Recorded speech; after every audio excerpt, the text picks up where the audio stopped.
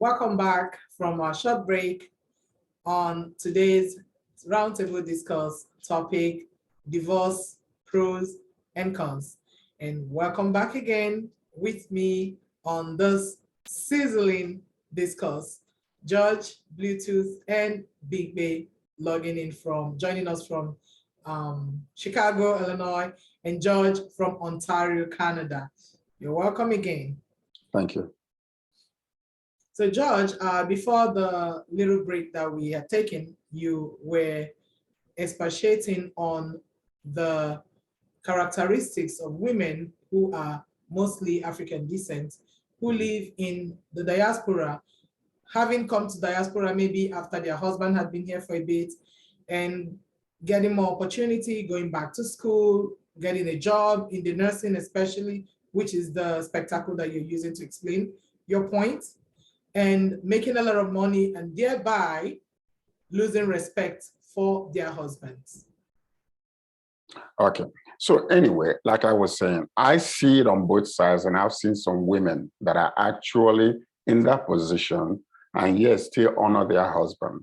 But you see, one thing about it is like, if I'm not up to par, for instance, you go to work all day, or let's just say that I have an 8-hour job, but you are doing more because you work overtime because of the demand on your job, or you make more money. Then I come home as a husband. The kids are not fed. The kids, their homework is not done. I wait for you to finish your overtime, 18 hours, to come home and cook for me and the children. That's unbalanced. That is one way where problem will come in a marriage. And when I see you in that aspect where you are, Proverbs 31 woman that is so industrious, you're providing for the family, but the husband takes the task also to balance you out, whereby the kids are well taken care of. You come home, he's home early, but the food is ready for you because you are my body. Therefore, I am taking care of you. You are out there laboring, making more money than I do. When I'm giving my own time in order to bring balance to the whole equation, the kids are well taken care of. The kids are in, their homeworks are done because I have the time to do so.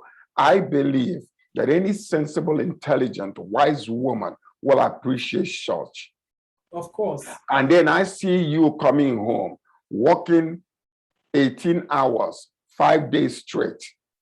But I don't understand that, that physical exhaustion can also affect your emotional and your drive for sex. But I want to force you to go ahead and have sex with me simply because I have the drive in me without understanding. Let's just say, for instance, that happens and you say, honey, I'm exhausted. Okay, no problem. Maybe this weekend we can make time to be with each other.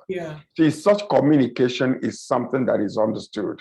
And the man being, if I come to you and say, well, you're my wife, what do you mean by that? You must give it to me the Bible said that you should not withhold from me.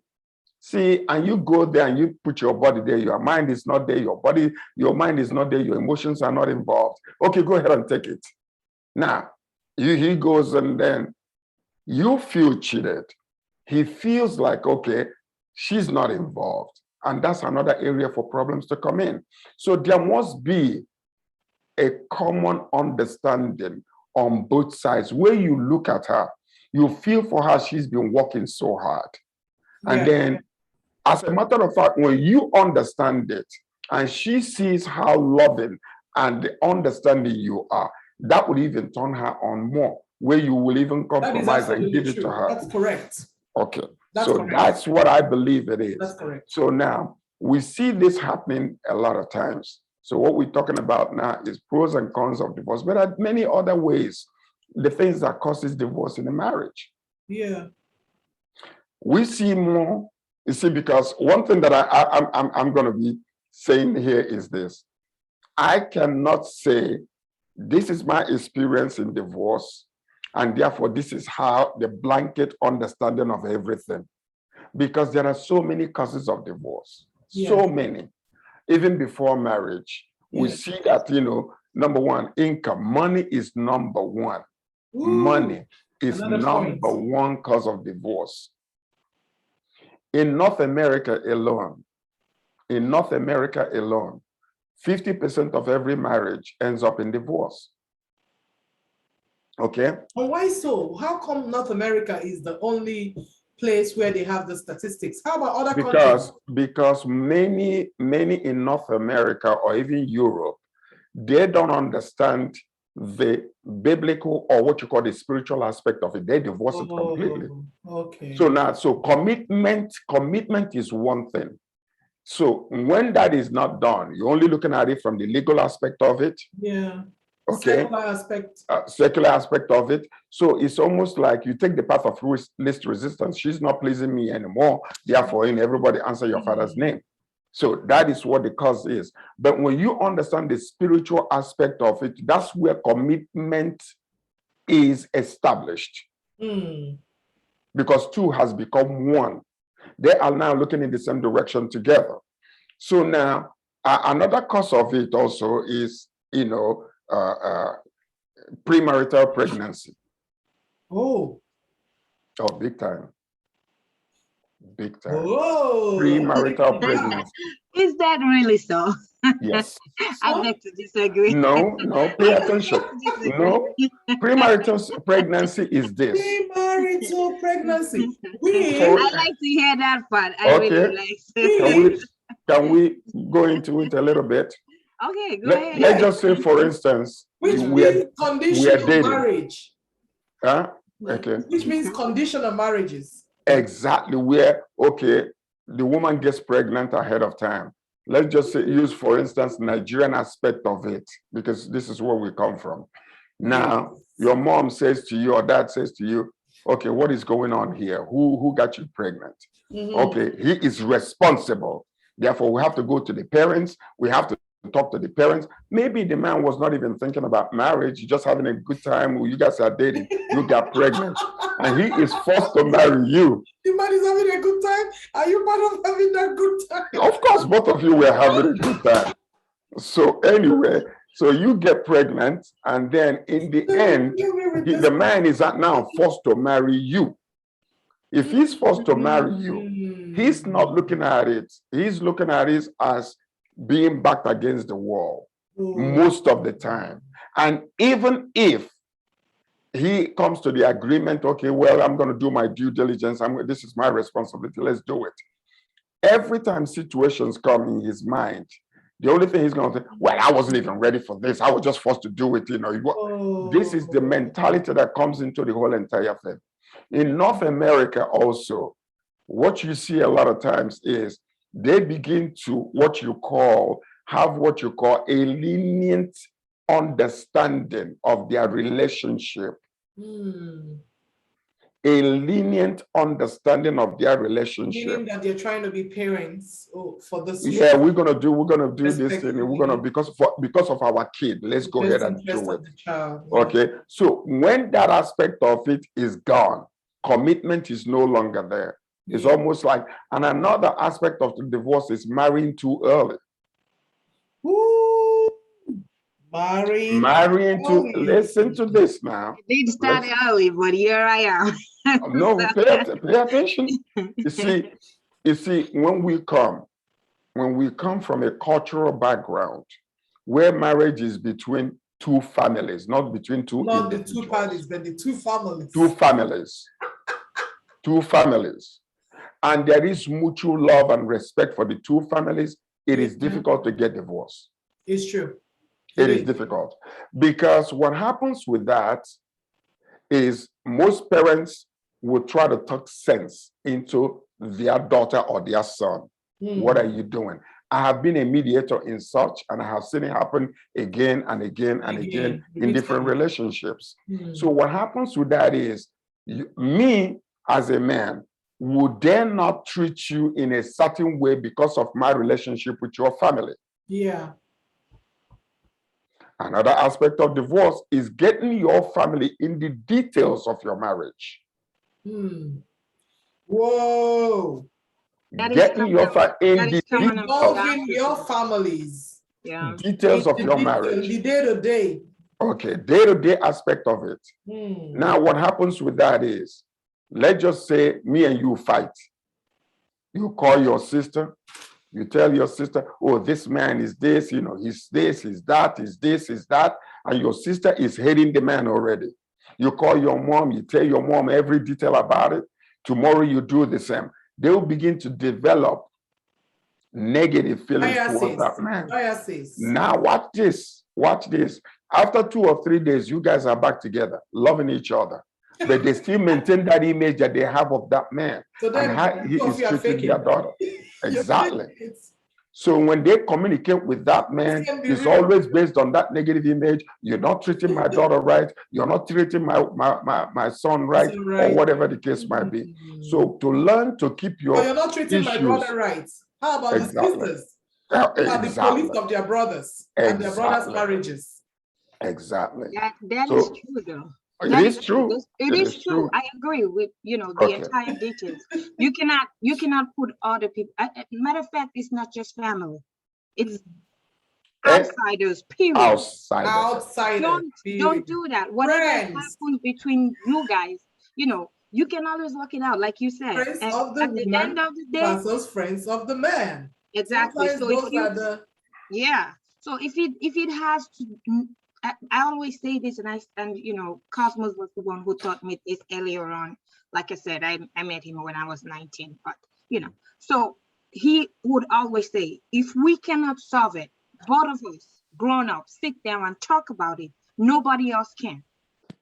True. And I took that, at a very early age. There's things they would do, hurt my feelings. I want to talk to somebody, and I'll just be like, you know what? I'll wait for you to come back. And then, I'll go after him and say, you know what? You did this, and I really don't like that you did this. And then I would let him have it, speak my mind and stuff like that. And I feel like, it's not like you don't talk about your marriage, because sometimes you get to a point where you need to talk to somebody else other than that is true. Okay, but you have to pick what you say. You cannot just say, just like a running tap. No. It's not the point. Each person must have an accountability partner. Yes. And you just don't choose anybody for your accountability partner. Yeah. So I think you understand. So you gotta know that individual who is matured, wise, understanding, that have your best interest and the best interest of your marriage, who is non-judgmental anyway. Yeah. Non-judgmental. Find that in our community. No, you do. You do. You do. Let me also, I do have it. Let me also add. I'm speaking maybe for myself, but I believe that I'm not alone in this category of people. I may vent about my relationship to someone. That person may not be mature. They may not have my best interests at heart. They may not even be my best friend.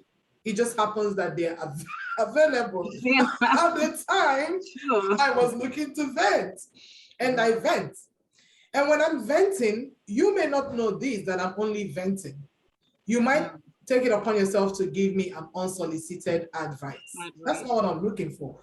I am just venting. I'm just looking for a shoulder to vent it out. And once I vent it, and you tell me, oh, do you like this? Oh, don't even get back. Oh, I'm not there to listen to what you're saying. I'm just venting. And that's something that we also as people should get to know. When someone is venting to you, learn that this person is venting. If someone hasn't said, I need help, I need advice, I need a solution, don't offer one. Take the venting. But as Africans, we have an habit of having an opinion about everything. But that's why you don't listen to that opinion. That's what I'm saying. You can say all you want, but I'm not going to take it. The next minute you're going to hear that relationship is still going on. Having self-control is very, very important in any relationship. Okay. So are you speaking against the venting part?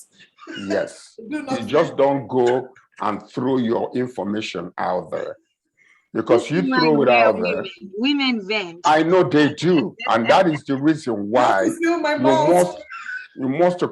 must cultivate a relationship with somebody who has been there, done that, or even mature enough without even being there. Because what happens is this.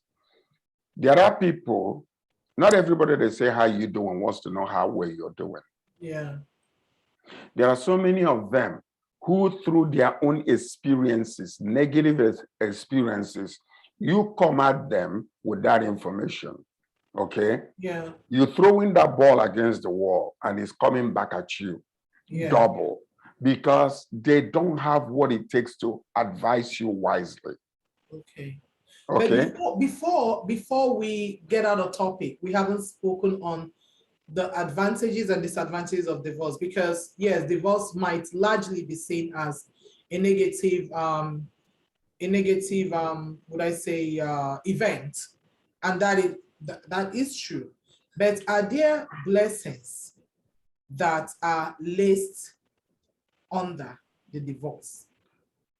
To me, there are necessities, there are things that are necessary for a couple to get a divorce. Yes. Okay, you have to consider those. Divorce ought to be the last. Okay, things that are necessary. Yes. For the divorce to fall. There are valid reasons why a woman or a man should get divorced. Yeah. Okay.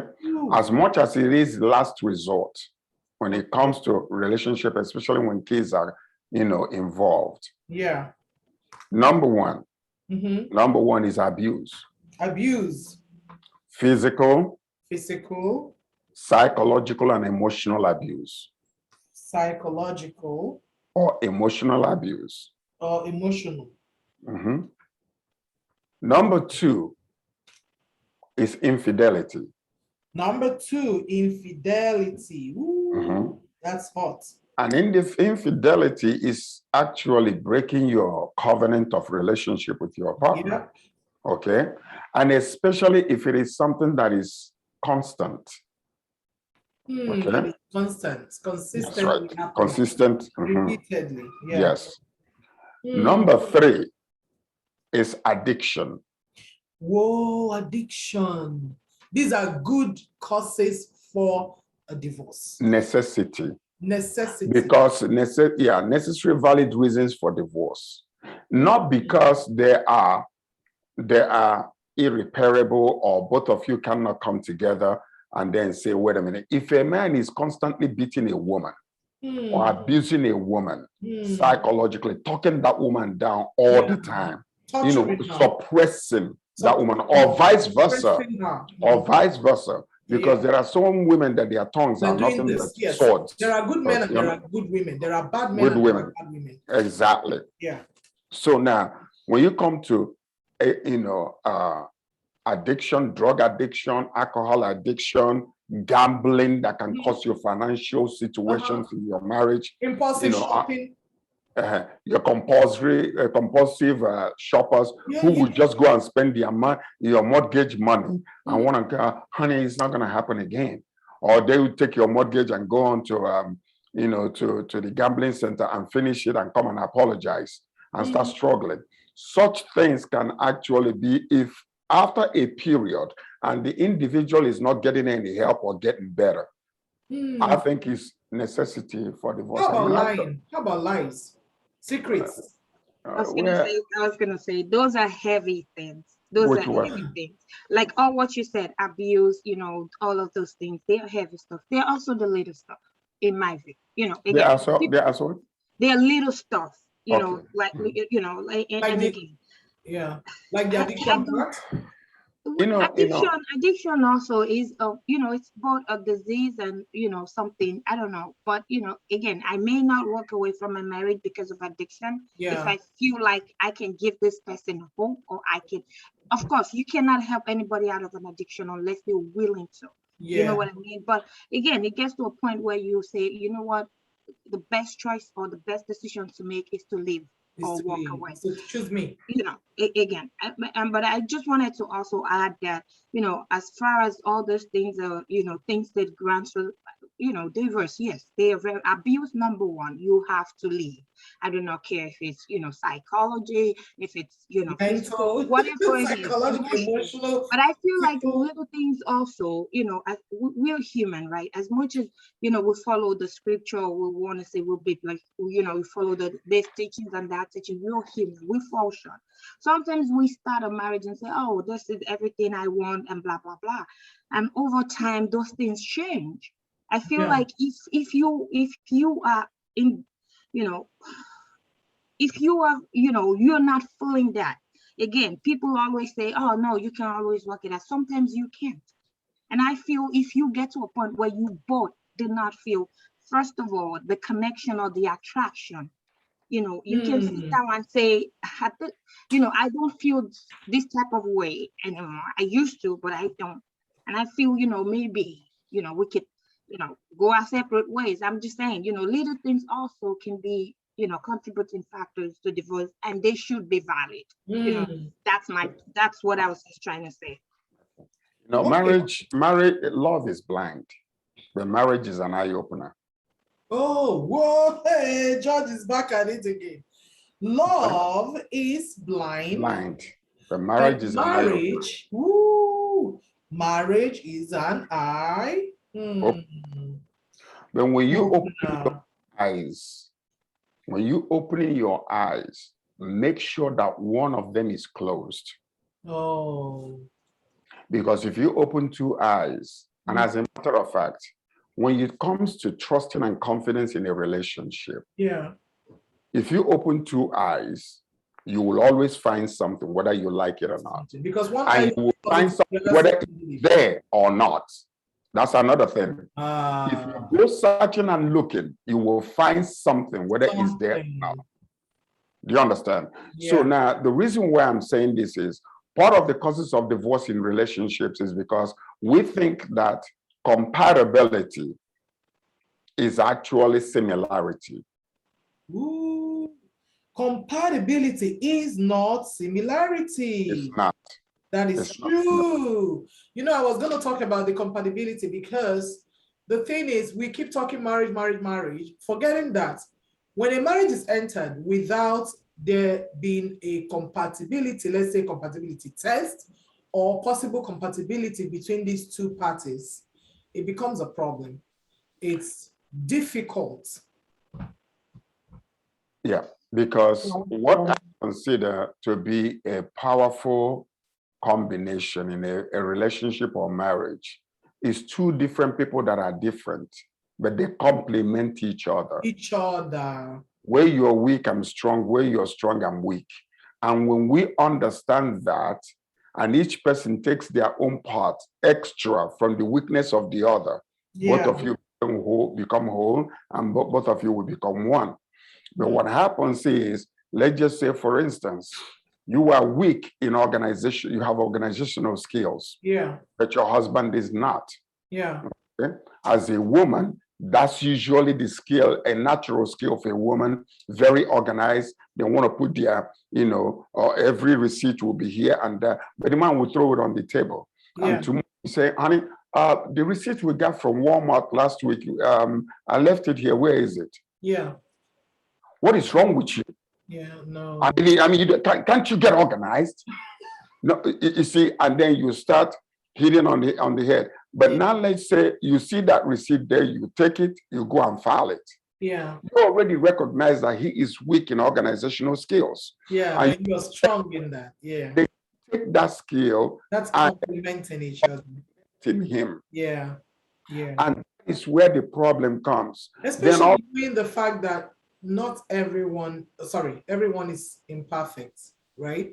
We are all imperfect. This is where you're weak too. Yes, we should be able to pick up on our partners or other parties' slacks, because really that's how these things work. Because even within our families, our own individual household, how many children were born, you don't have the same characteristics. Everyone has their peculiar character. And if everyone can work together, nonetheless, you can at least work together with the other party. However, in a case where the man is doesn't like this woman or detests the woman or vice versa, don't you think that's a problem in a marriage, for a marriage to even function as a marriage? You see, that is where you come about. These things don't come overnight. They are lingering situations. Ooh, lingering situations.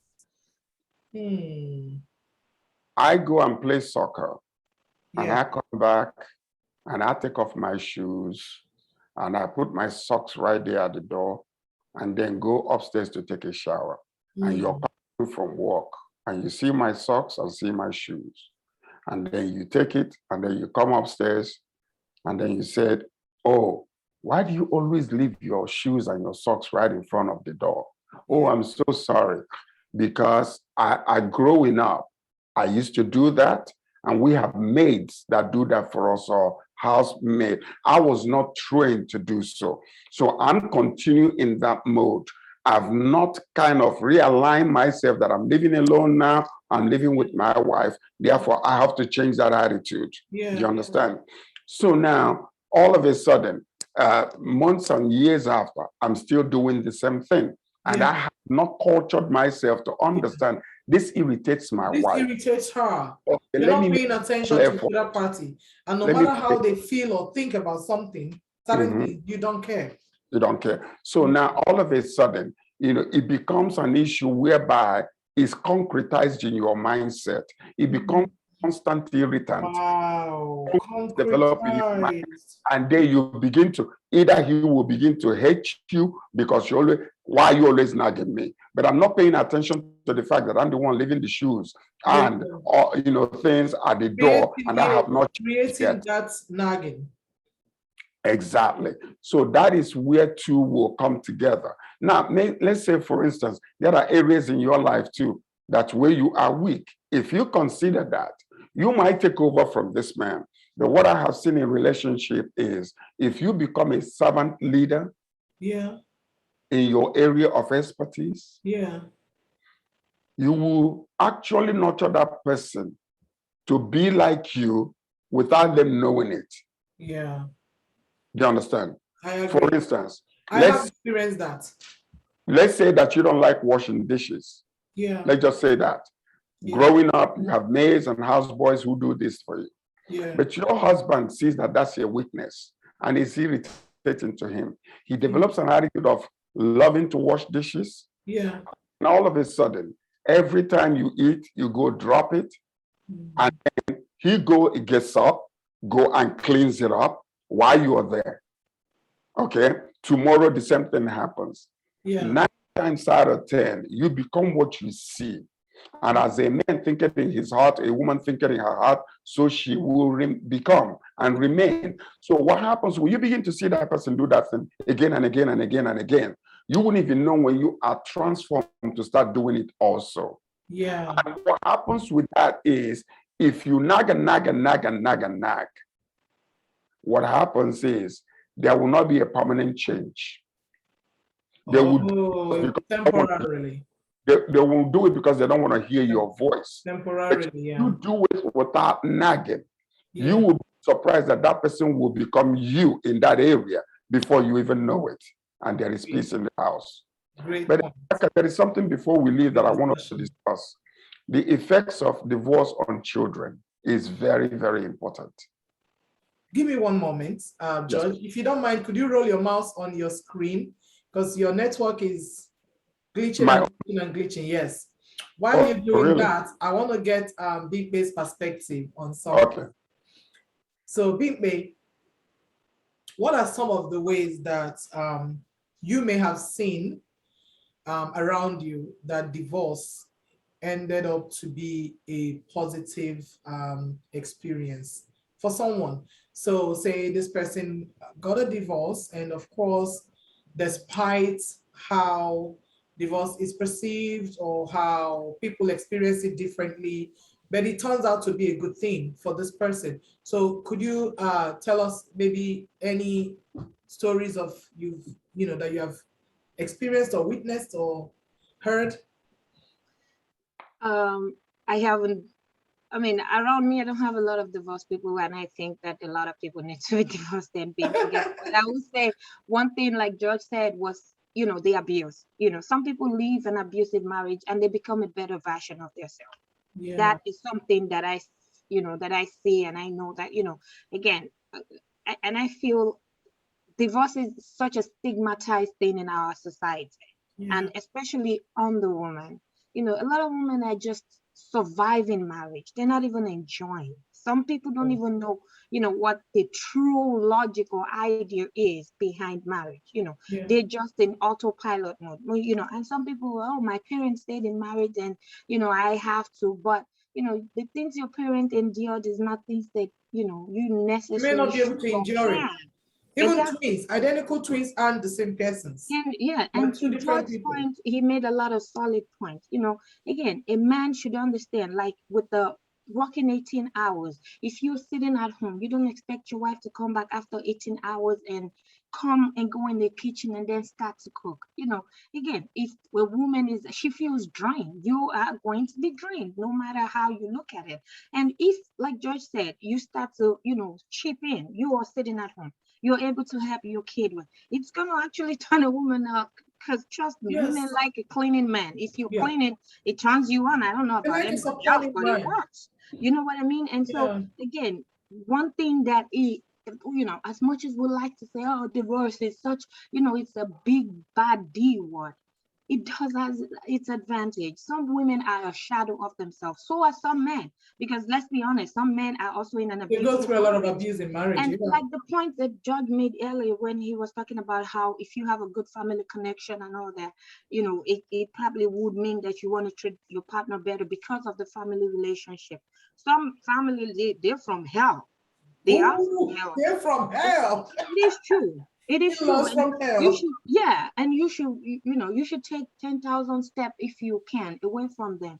And again, we want to look at divorce as a terrible thing or whatnot. But for so many people even some people that I know in my circle, I feel like you're better off divorced than being married because you're bleeding more holding on than you are letting go. True. And so, again, for me, if you're in an abusive marriage, divorce is an option. If you are in a marriage where, you are more miserable when you get in than a single person is or could ever be. Consider divorce. And, George's last point, it does have effect on children, especially when kids are involved. But trust me, kids are not stupid. They can see, they can read, they can understand, things happening around them, again. And the worst part of it is, although divorce might have a negative impact on children, but being in an abusive marriage has even worse because a lot of men today, and I'm using this particularly for men, I know some women are the same, but a lot of men, and maybe conversely women, the reason why they are abusers in their relationship is because of how they observe their parents live. So they are used to toxicity. They are used to being catalysts for someone else's headache. They are used to drama. It fits them. They grew up in drama. They grew up in toxicity. They grew up in negativity. They grew up fighting, cursing, yelling, banging things, breaking things. No value, no nothing, no moral code, nothing. And then you get on with such a person because you never knew their history. You don't know how they grew up. And some people are very good with hiding. They never share it because they know it's a negative thing, especially in this culture now that everyone wants to look perfect. No one shares. And then you get involved with this person, you start experiencing life with them on a daily basis. And you keep wondering, how do they behave like this? How do they think like this? How do they think like this? How do they, it's like, what else is going to happen in next week? And for that person, the person is riding cool because that's how they grew up. That's the nature that they know. They don't know anything better. They didn't know better. Different. And you on the other side, you experience entirely different experience with your parents or your single parent or your non-parent. Some people are orphans. Some people became single parent family because their father died or their mother died. Some people were raised by single parents or single parent household because their mom had them before she got married, And then some people, yes, because the marriage didn't work out. So many things.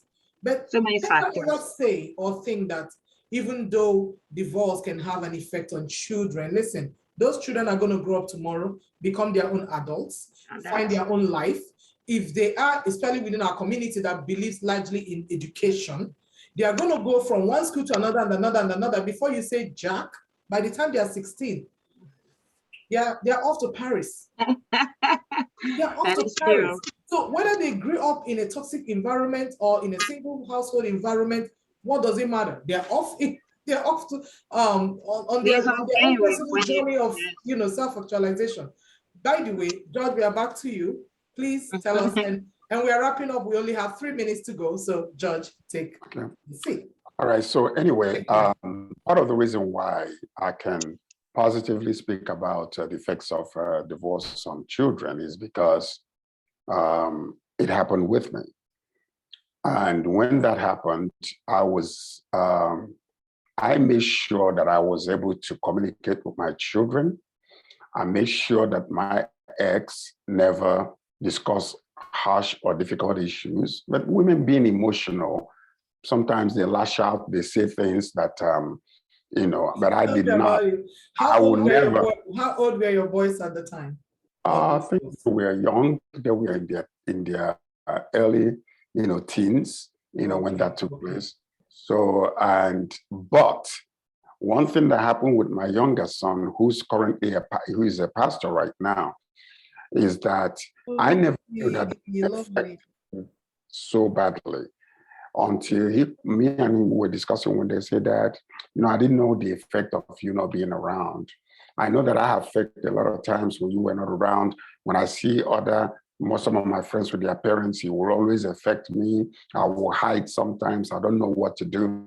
But one day they were talking about parenthood and, doing Father's Day.